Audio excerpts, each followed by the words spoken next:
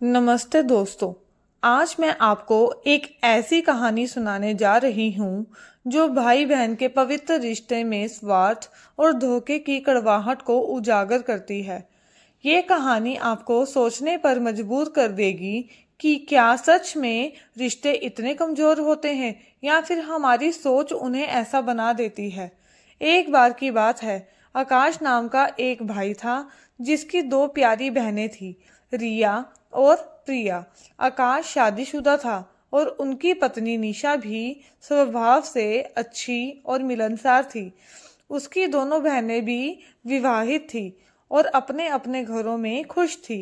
हर साल रक्षाबंधन पर वह सब एक साथ मिलकर त्योहार मनाते थे, खूब हंसी मजाक करते थे और एक दूसरे को प्यारे प्यारे उपहार देते थे। ये उनके परिवार की सबसे प्यारी परंपरा थी। इस बार रक्षाबंधन का त्योहार आने वाला था। रिया और प्रिया ने अपने भाई भाभी को चौंकाने का प्लान बनाया। वह दोनों अपने भाई के घर पहुंची, साथ में सुंदर राखी और कुछ प्यारे उपहार लेकर। उन्होंने रास्ते में ही तय कर लिया था कि वह इस बार कुछ अलग करेंगी। उन्होंने सोचा, चलो हम उपहार और राखी दरवाजे पर रखकर घंटी बजाते हैं और छिप जाते हैं। जब भाभी दरवाजा खोलेगी तो हैरान रह जाएगी, कितना मजा आएगा। उन्होंने ठीक वैसे ही किया। वे भाई के घर के दरवाजे पर पहुंची, प्यार से उपहारों और राखियों को दरवाजे के पास रखा, घंटी बजाई और तुरंत पास की दीवार के पीछे छिप गई, जहां से वह सब कुछ साफ साफ देख और सुन सकती थी। कुछ ही देर में निशा ने दरवाजा खोला। सामने रखे उपहारों और राखियों को देखकर वह पहले तो हैरान हुई, फिर उसके चेहरे पर उत्सुकता आई। अरे, ये किसने रखा? वह उपहार और राखी लेकर अंदर आ गई और अपने पति आकाश को दिखाए। रिया और प्रिया दीवार के पीछे से अपनी सांसें रोककर सब देख रही थी। आकाश ने उपहारों को देखा और बोला, ये उपहार कौन लाया है? कहीं रिया और प्रिया तो नहीं आ गई बिना बताए? निशा ने जवाब दिया, पता नहीं जी, साथ में राखी और एक चिट्ठी भी है। आकाश ने उत्सुकता से चिट्ठी खोली और पढ़ने लगा। उसमें लिखा था, नमस्ते भाई और भाभी, इस बार हम राखी पर नहीं आ पाएंगे, इसलिए हमने पहले ही राखी और उपहार भेज दिए हैं। आप ये राखी और रक्षाबंधन वाले दिन जरूर बांध लेना और उपहार कैसे लगे ये जरूर बताना। हमें उम्मीद है कि आपको ये सरप्राइज अच्छा लगा होगा और आप हमें याद करेंगे। तुम्हारी बहनें रिया और प्रिया।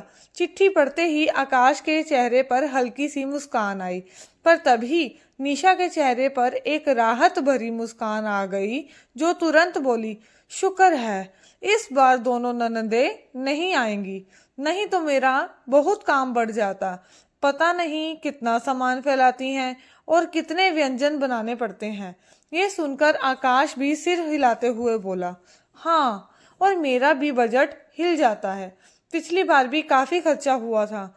एक काम करो, ये उपहार और राखी तथा मिठाई अपनी माँ और भाभी के यहाँ दे आओ। वैसे भी कल उन्हें मिलने जाना है और हमारा खर्चा भी बचेगा और रिश्ता भी बना रहेगा। कौन इतनी दूर आएगा बार बार। उसने तोहफों को एक तरफ रख दिया, जैसे उनकी कोई कीमत ही ना हो। आकाश और निशा की बातें सुनकर दीवार के पीछे छिपी रिया और प्रिया हैरान रह गई। उन्हें अपनी आंखों और कानों पर विश्वास नहीं हुआ। जिस भाई और भाभी से वह इतना प्यार करती थी, जिनके लिए वह इतने अरमानों से उपहार और राखी लाई थी, वह उनके आने को बोझ समझ रहे थे और उनके लाए तोहफों को आगे बढ़ाने की बात कर रहे थे। उनकी आंखों में आंसू भर आए और वह वहीं से बिना भाई भाभी से मिले टूटे हुए दिल से चुपचाप वापस चली गई। उनका दिल इस कड़वी सच्चाई से चूर चूर हो चुका था। उसी समय निशा की बहन कंचन वहां से गुजर रही थी। उसने रिया और प्रिया को रोते हुए जाते देख लिया।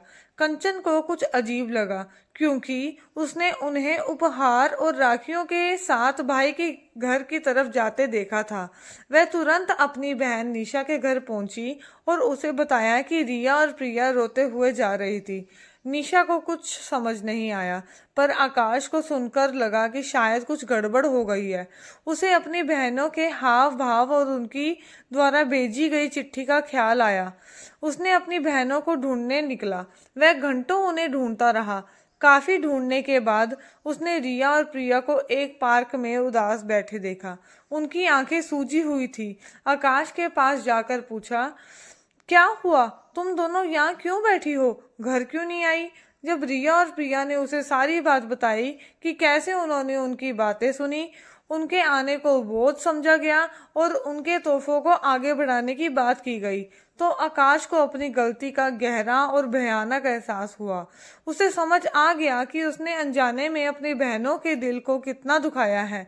उसने पैसे और सुविधा के चक्कर में रिश्तों की पवित्रता को कितना कम आंका था।